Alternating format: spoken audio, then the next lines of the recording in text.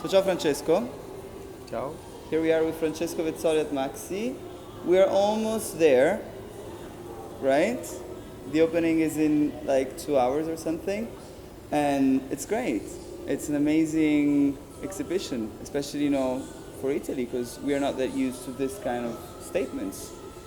What do you think about it? Like you basically condensed 15 years of your work and in one very very huge room. It's a whole floor of a ginormous building, and you did it in a very barockish way, right? Which is your style at the end of the day.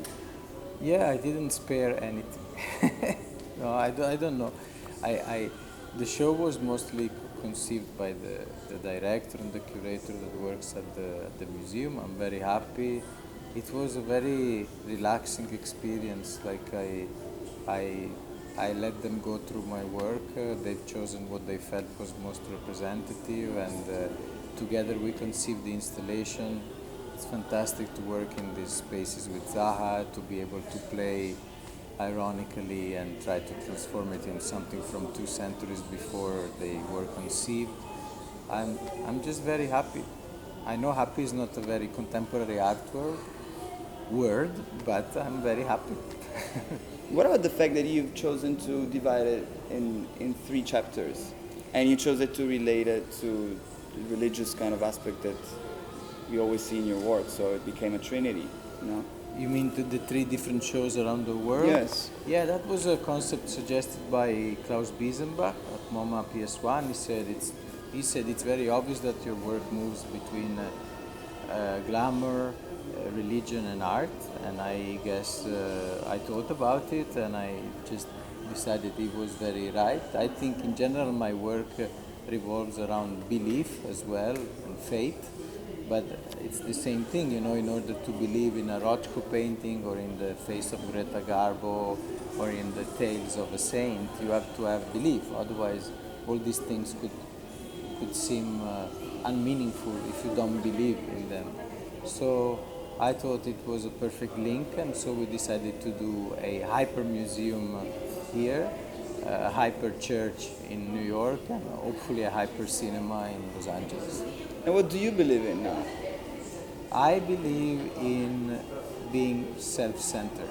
That's the most important thing, because when you do all these crazy projects that bring you to meet so many people, to engage yourself with so many ideas, challenges, and opportunities to let your ego free float, I think once you have achieved the possibility of creating these dreams, it becomes more difficult to retire back into your own shell, strangely enough. So I believe in having all these extravagant opportunities, but just as much I believe in then retiring back into my own bedroom and thinking about new crazy things. I have a question. Do you think it was like a direct consequence, like before you would be in your shell, wanting to go out, and in the moment you realized you were able to go out as much as you wanted to make sure you had your shell back there? Is it a direct consequences of the possibility that you actually had of going out and making what you were supposed to do, and what were you dreaming about? I have to admit I've been very lucky. Because my progress, I was making art, but at the same time I was ticking off all my childhood or adolescent dreams. So I was very lucky. I was able to turn these dreams into reality. So the more these dreams became reality, there were less dreams to dream about, and so the real dream became normality. It's very easy. I dreamt of being a famous artist.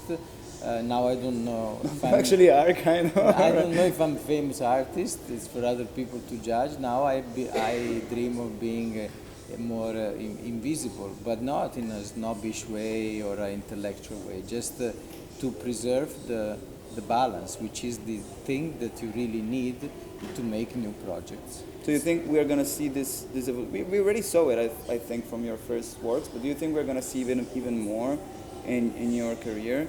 This kind of normal evolution that deals with the self-centeredness of yourself?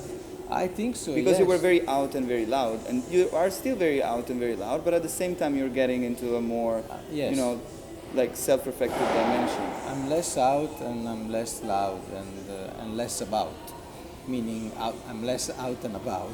So it's yes, I think it's a slow process of not retirement, but reconcentration, reframing. I don't know.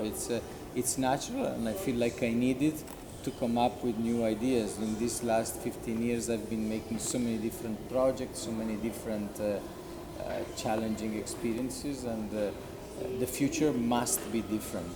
So, like Beyonce says, embrace your past, but live for now, or live. I would say live your future. Think about your future that must and has to be very different from your past. Thank you, Beyonce, for that. Thank you, Beyonce. Yes. Madonna actually conceived it even before Beyonce. But then Beyonce said it after. Right? Beyonce said it for Pepsi. Okay. Thank you, Beyonce, and Madonna for the whole thing. Thank you, Francesco. Thank you.